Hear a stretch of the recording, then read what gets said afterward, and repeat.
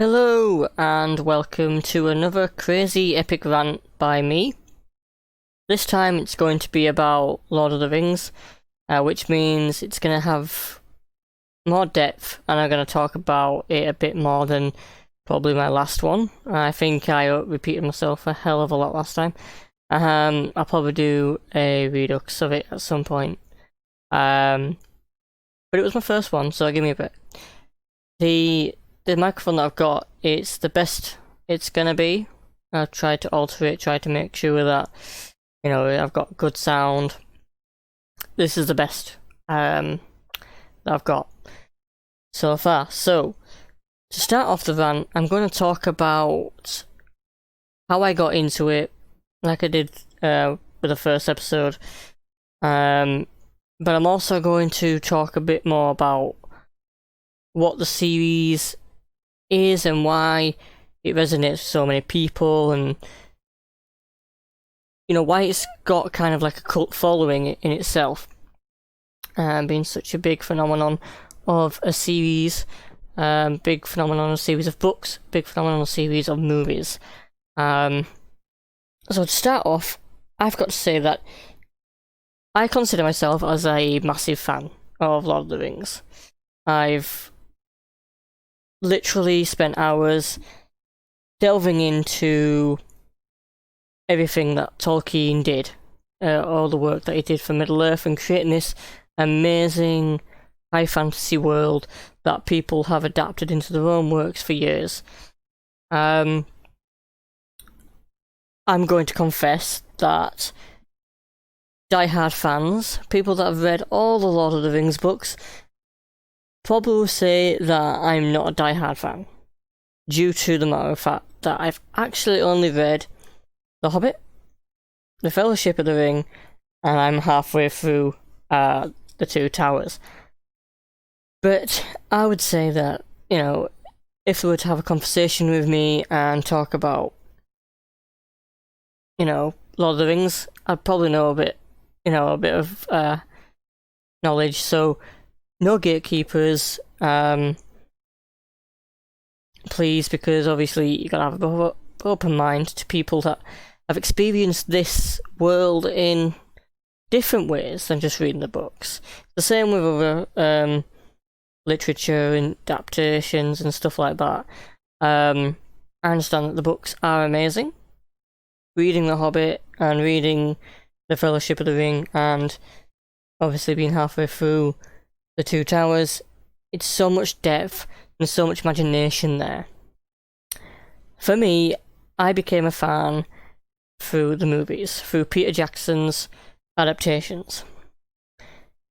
Due to my age, that's what kind of was the first thing I got into when I was a kid. So I'm going to talk about how I got into that and kind of how it evolved into me, loving Lord of the Rings and literally being a massive mega fan of it. So the first movie I remember, I believe I watched it at home. I don't think we went to the cinema to watch The Fellowship of the Ring. I think it was at home, and it was new to me in a sense that at the age that I was, I'd say around about 7 or 8, not quite sure, but the age that I was, it was a new concept to me because I was watching films that were about, an hour to an hour and a half tops, in regards to like Disney films, happy-go-lucky films that I watched. Whereas this was, when it comes to the trilogy, the film series, they are a hefty watch. And at that age, it's kind of, what's the word?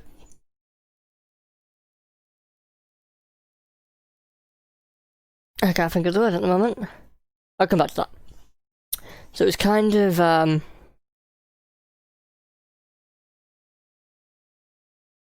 don't know how to describe it. it was very daunting. That's the word. So the matter of fact of how long it was very daunting at that age because, as I said, I had only dealt with watching a film for 1 hour or 1 hour and a half, and I probably got bored then. And watching this for at least 3 hours was insane at that age, but it was something new. And what also compelled me to watch it was that it was strangely spooky. You gotta think I was like 7 or 8, and I'm only a small person, so I was only a small child. And that movie was very scary in many aspects. When you think about a lot of it is from the Hobbit's point of view, where that everything was much larger than them. With the Black Riders being daunting and scary, it was very, very scary to me as well. Because, it puts you in that point of view. As well with the men, it was daunting as well in regards to how big they were and how, scary they could be. And the elves being majestic creatures and something of really big importance. You could sense every single aspect were put into that film to show how big the world was compared to what these little people knew. And going into that as a child, it was very, very meta in a way. When you think about it, like you followed them and you was in their shoes in a way because he was about the same size as a hobbit. When watching it, I believe obviously explaining this, I need to put Lord of the Rings in some context to what people, so people could understand what I'm talking about. What I'm talking about in regards to hobbits and elves and men and things like that. Even though obviously it is well known, but some people might not understand certain aspects of what these creatures are. So, in the world of Lord of the Rings, there is different types of races. There isn't just humanoids. There is elves who are immortal and are much more wiser than humans. You have dwarfs who are short, bearded people who live in mountains and mine.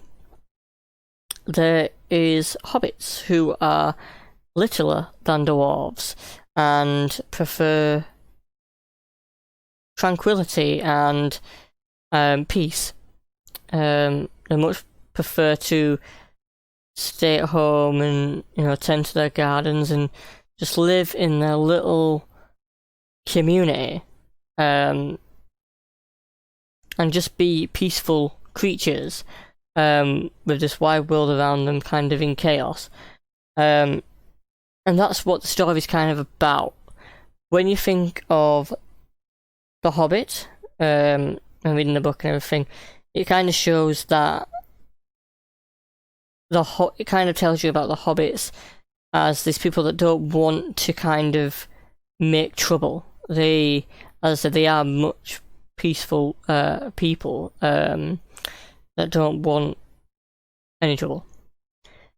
And the story is about a hobbit that, even though has been brought up to not want trouble and to live a peaceful life, he has adventurous goals and deep down wants to see the world and not just live in his little hovel. And that's where that story takes him. It takes him on an adventure. It takes him on a story of finding himself again from when he was little, and not being this stubborn hobbit that just wants to stay home. He finds himself through the adventure he has with the dwarves that he goes along with, and falls in love with not just hobbits but everything else. The world, elves, dwarves, men. he falls in love with them and wants to, you know, befriend them and understand them, and loves adventure now more than when he did when he was just sat at home.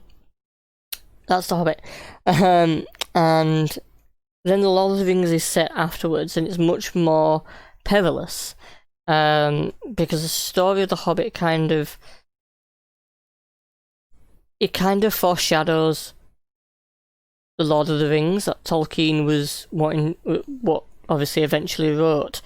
And these stories are much more serious, much more dire compared to the Hobbit. The Hobbit had dire, parts to it, but generally it was much more light-hearted than the Lord of the Rings and what preceded it. That follows the Hobbit's nephew. Bilbo Baggins was a Hobbit from The Hobbit, and in The Lord of the Rings it follows his nephew Frodo. And Frodo is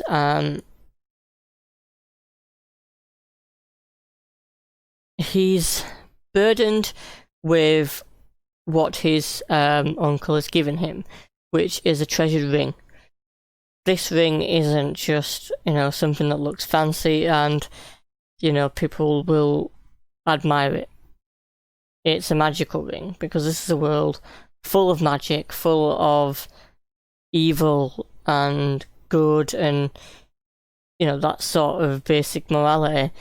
And this ring is a very evil, malicious ring. And he's been burdened with it. And the whole series of The Lord of the Rings is Frodo trying to stop the power that this ring has and get rid of this ring once and for all, so that the evil in the world can be stopped. And a lot of things that you see nowadays, in regards to like fantasy, in regards to that basic sentiment of morality, can go back to, there's other work as well, but Tolkien's work is a very big prominent, and people have tried to mimic it a lot in their works thereafter.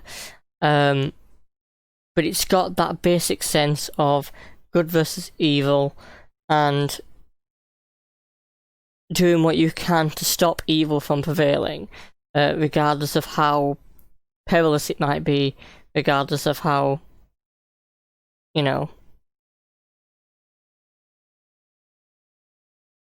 out of your comfort it might be. There's so much more meanings in that story. But let me get back to, how I got into the series. So I watched the first film, and it blew my mind in regards to, I was scared of it, but also very interested in it. Like, I couldn't stop watching it, regardless of being frightened of certain bits of it and being, finding it very daunting. So I'm very interested in that. It was, as a kid, you kind of watch it, go, yeah, I enjoyed it, very good, fantastic. I don't know, obviously, a lot of things transpired before I heard of the second one, and I can't remember if we went to the cinema or not to see the second one. But I was much more focused on the film and what it was about, and I enjoyed it much more because it was such a spectacle. It was so amazing, the massive fights, what, happened in it, and the certain different stories that were involving around it, and it was so fantastic to watch. It was something completely new that I had never kind of witnessed before in regards to like sequels and things. I didn't watch that many sequels that were kind of like that, like structured in kind of like a follow-on story. And so from The Two Towers, I was invested then. That was it, it was like, okay, this is fantastic, I really want to see the next one. Will it be just as good as the battles, just as good as the, all the magic and fantasy elements as this one. And that's when basically, you know, my start of loving this series. Start of loving this series. Where my love for the series began. It was with The Two Towers, and I remember watching that film again and again and again. I think we got it on DVD or something like that. Because I loved the battles. I loved the Helm's Deep battle. It was probably one of the best battles I had seen so far. And probably still is, to be honest. I'll have to do a list. But yeah, it was an amazing battle I loved, and it got me into that fantasy world. Everything I played with my toys then was just fantasy based. And just as I said, obviously at that time we had games consoles as well, and when The Two Towers came out, there was also games for it. So we played the games, and I completely loved the games. The Two Towers video game, it was, you know, it was genre defining. It was way before its time, to be fair. It was absolutely fantastic of a game.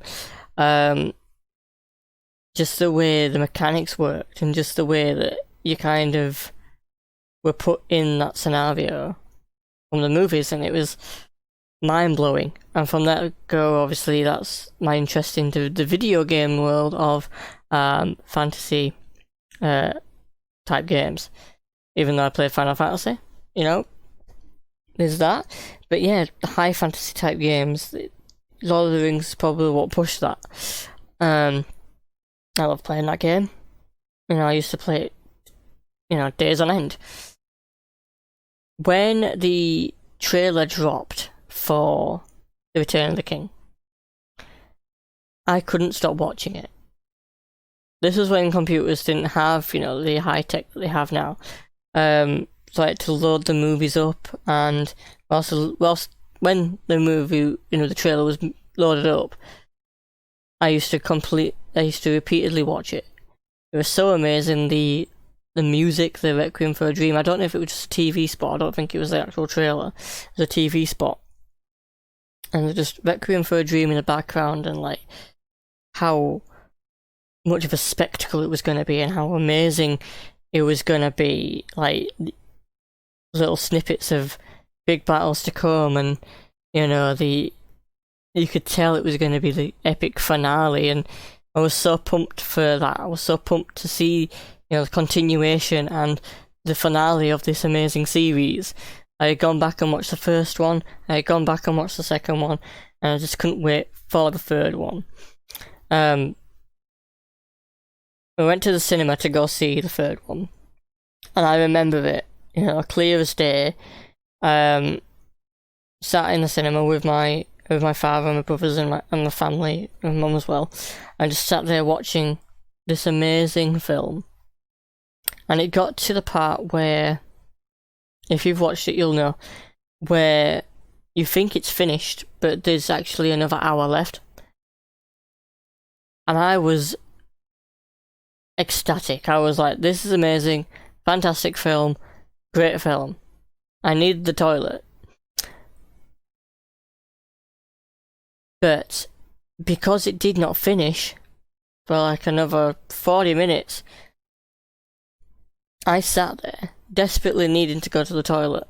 I did not move until that film had finished, because I wanted to see, you know, the end. I wanted to see the finale, and, you know, it was perfect timing, to be honest. I needed the toilet just when everything was wrapping up. And I remember it fondly as one of my greatest and most endearing cinema trips. Like, it could last, you know, 40 minutes, needing the toilet just to watch the end of this amazing film. I was so obsessed with the film. You know, for Christmas I got toys that were Lord of the Rings. You know, I got Lord of the Rings toys.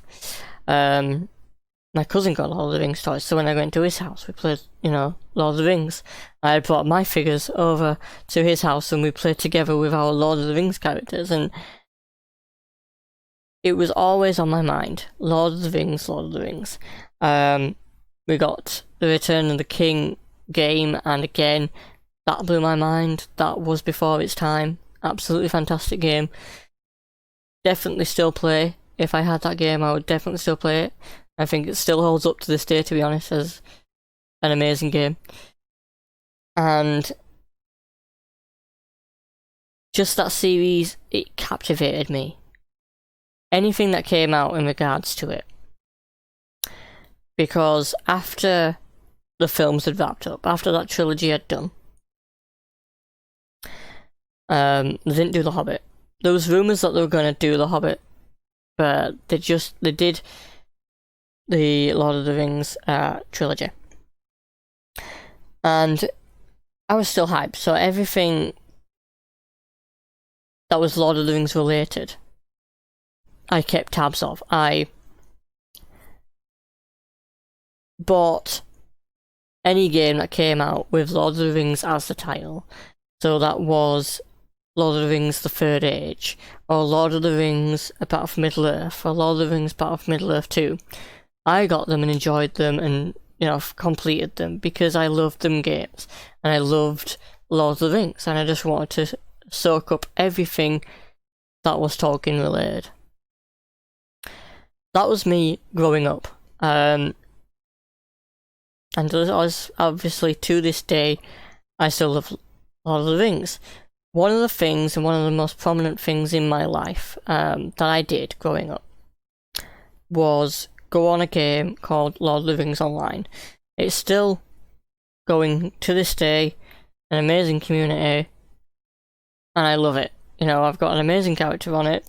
My girlfriend plays on it as well, and that's even better. So I've always had this passion for Lord of the Rings. Any game that came out I played, as well as Lord of the Rings Online. And I still play it to this day. And my girlfriend also is a massive fan of Lord of the Rings. So that's an amazing thing, that we have this amazing relationship of our love with Lord of the Rings. So we both play it. And in my adulthood, I thought to myself, well, I love Lord of the Rings, but why have I never read the books?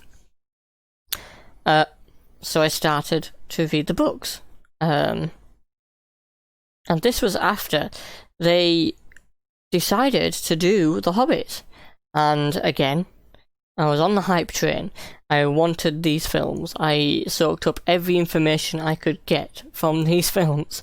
I literally annoyed my girlfriend because everything I did was look up on YouTube about, the development of The Hobbit. Look up who was going to be in it. Looked up, if I could find any of the behind the scenes. I soaked up everything about The Hobbit and loved every single movie that came out. They did 3. And I loved every single one of them. It took me back to, the films I started out with, but in a whole new level. I had much more knowledge of it. Because it was a prequel, I understood where the story was going to go. I enjoyed the story on its own. One of the controversial things about the Hobbit films that a lot of fans and a lot of people that watched it didn't like was that it added more to it. To me, that was amazing. That they could put more depth into this story. And I think it fleshed it out a little. I think it did it justice. And to this day, I don't understand where the stigma came from. Because people were saying, okay, you did Lord of the Rings, you did 3 films, you did Fellowship of the Ring, The Two Towers, and The Return of the King. Okay. And they did The Hobbit, and they did it in 3, even though it's just 1 book.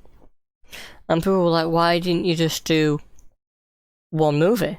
if it's just, one book.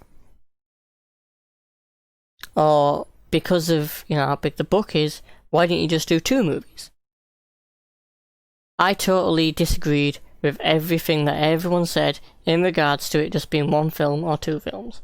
Because I loved Lord of the Rings that much, I would not want it to stop. If they said that they was going to make a 4th film, for no apparent reason but other than revisiting Middle-earth about some side story that has nothing to do with Tolkien's work, I will watch it in a heartbeat because it is in Middle-earth and it's set in Tolkien's world. I love the Hobbit movies. I didn't think there was anything wrong with them at all. People thought the inclusion of characters that weren't in the story, in the book, was a bit far-fetched. But I get into that now. After reading The Hobbit, after reading The Fellowship, and being halfway through The Two Towers, I can honestly say that was an amazing decision to add these characters that weren't in the original story. And I'll tell you why. After reading The Hobbit, as amazing a book as it was, the ending was rushed. The ending was something that, at the beginning, it was called out on. Something that was massive. Something that was a massive spectacle and an important part of the book. When it came to the end, it felt rushed. It felt it felt incomplete in a way. That something happened where it was meant to be something much bigger than what it turned out to be. Now,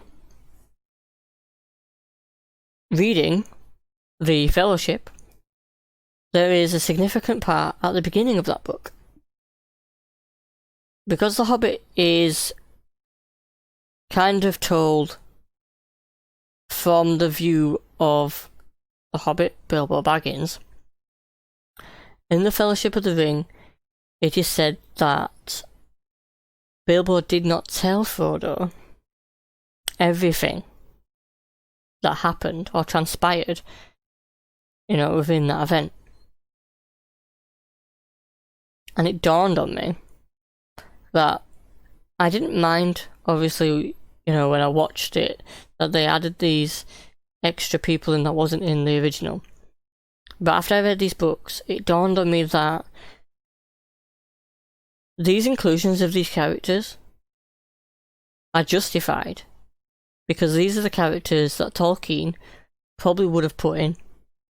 This story and the way they did the final film was something that Tolkien probably would have put in if he had the chance. And I think when it came to The Hobbit, and it being his first book, that the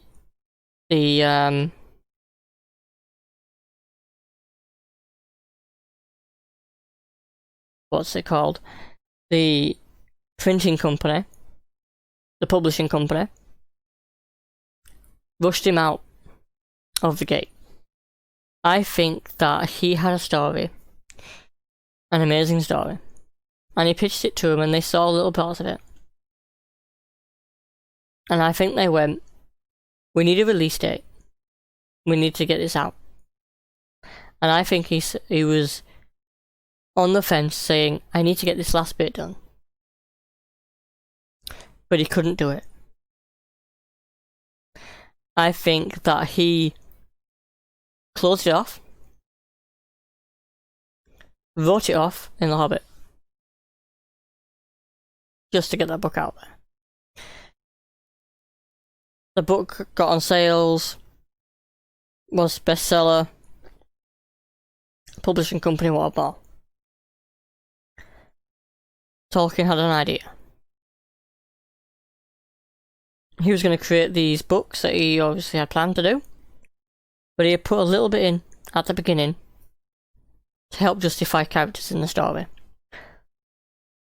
And he said that Bilbo did not disclose everything that happened in the book prior. It's an amazing thing that kind of divulges into the written word. So everything that's written down might not be what transpired. And Tolkien put that in the Fellowship of the Ring. It amazes me to this day that people glossed over that fact and then judge the films on adding extra bits, on fleshing it out a bit. I love that they fleshed it out. I love that they thought, okay. I don't know if they had the same thought as I would have, but if I was in that circumstance, I had read the books and then gone, the pacing of The Hobbit at the end is abrupt. So let's do it justice. And knowing the knowledge of the world, knowing the knowledge of Middle-earth, which it's setting, let's make adjustments. Let's make it much more in line with Tolkien's world, in line with Middle-earth. And let's add these little bits in.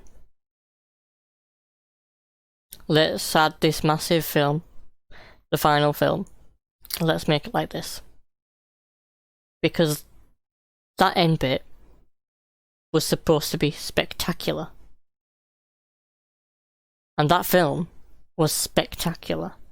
I will watch it again and again and again and again and again and again and again because it gives it justice.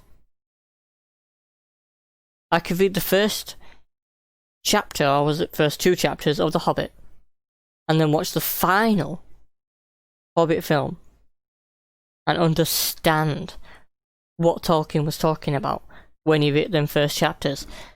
It just works, and it's just amazing, and I have no grudge against any of it. It should have not have got the judgment that it got.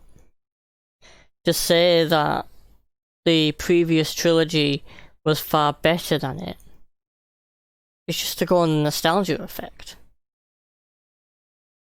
Lord of the Rings was a phenomenon. It was a fantastic film series that I watch time and time again, and it's timeless and it's amazing. And I watch it with my children because I want them to experience the awesomeness of these films.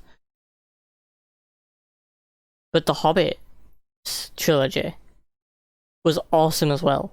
In its own merit, it stands its own ground. It's fantastic. If that came first, I would love it still.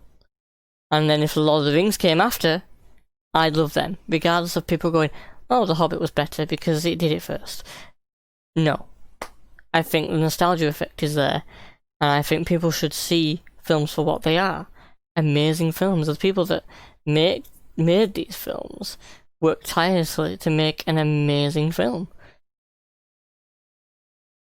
They literally lived in that world for that time to get this film made. They absorbed everything Tolkien. They absorbed everything from the world he created, and from it made this amazing film series.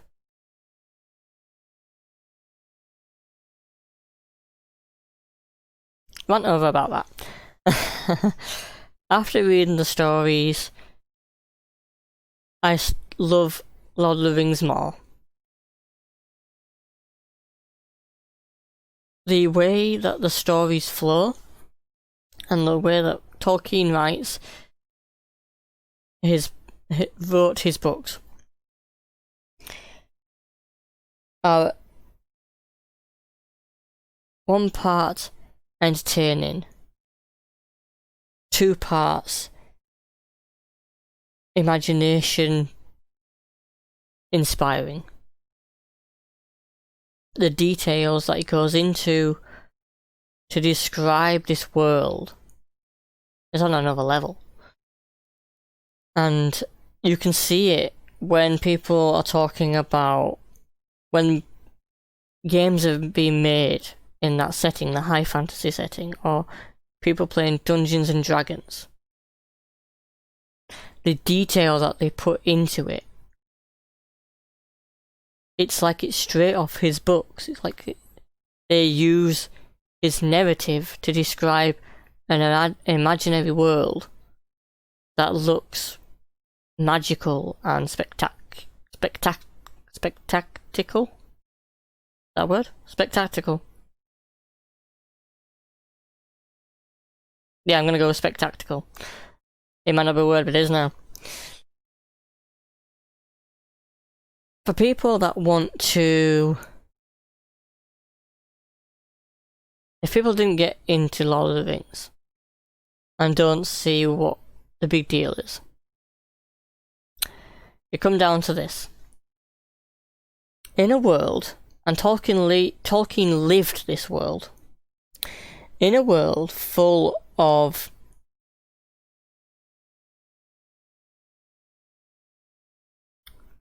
famine, full of dismay, in a world on the brink of war, everyone's scared. Everyone's frightened of what the outcome might be. And it's like that today, you know, with news and everything and natural disasters and people thinking that the world, you know, is in chaos.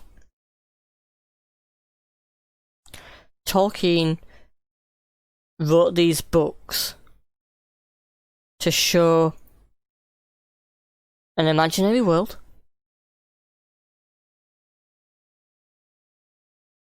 where magic was a big thing, and that there was two things in regards to it. The good people, the hobbits, that wanted to live a nice, peaceful life, that wanted to sit at home, watch TV. They didn't have TVs in this, because obviously it's set in a high fantasy world which don't have TVs. They just wanted to relax, have a family, be safe.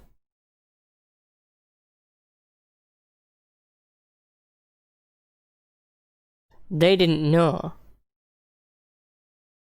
that evil, people that wanted to control them, people that wanted to make them slaves and make them work for their own desires, but they were out there. And not just hobbits, but men who know what's going on and try to handle it, like what we do with our governments and with our laws and things like that. Very statuate people that live by a code. You have elves, natural, beautiful elves that want nothing but to preserve this world. They're mighty, majestic, all-knowing, and they want to help save this world from dipping into darkness and decay. You have dwarves, men of craft, that like money and like commerce, but are willing to work for it and do their best to earn and get their gold, get their money, and be known for it, and be, honoured for, providing other races with the means to buy things or keep themselves safe with armour and weapons. These people band together, and that's what goodness is. People that want to preserve the world that they live in. People that want to live in peace. People that want to provide for others and continue to do so. And people that want to make sure that the world doesn't descend into chaos and there's actually law and order and a structure to it. Against a tyrant. Someone that wants to gain all the power for himself. Someone who wants to make everyone worship and work for him and only him. Someone who does not care about the world that he lives on and will tear it down just for his own selfish need. This is a story about what us people would fight to keep our lives and our state of living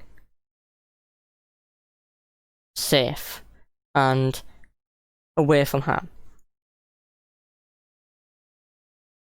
And that's why it's such an amazing series, because it's not our world, it's a completely different one full of magic, and the heroes can prevail. But it also shows that message that we can prevail in our world. At the time of writing these stories, Tolkien was in the First World War. And I think he lived through the Second.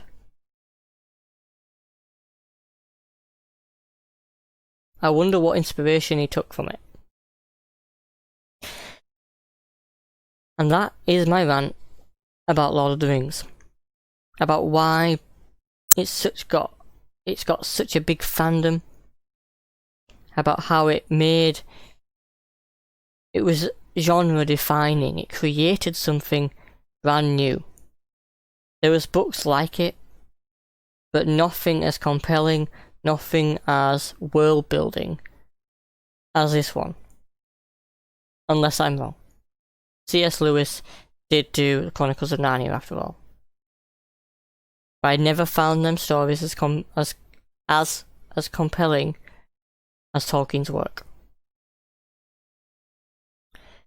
So anyone that wants to get interested in it, or didn't really think of it as a big thing, give it a second chance. Give it a chance, because you won't be disappointed. Thank you for listening to my epic rant, episode 2. I told you it was going to be longer. I will try and post this as soon as possible. I don't say that. Thank you for watching. You've been great. If you got any comments, leave them obviously in the comment section. If you like my videos, come back, subscribe, click the bell for notifications for new videos. I'll try and keep a regular schedule of these. Again, thank you for watching, and goodbye.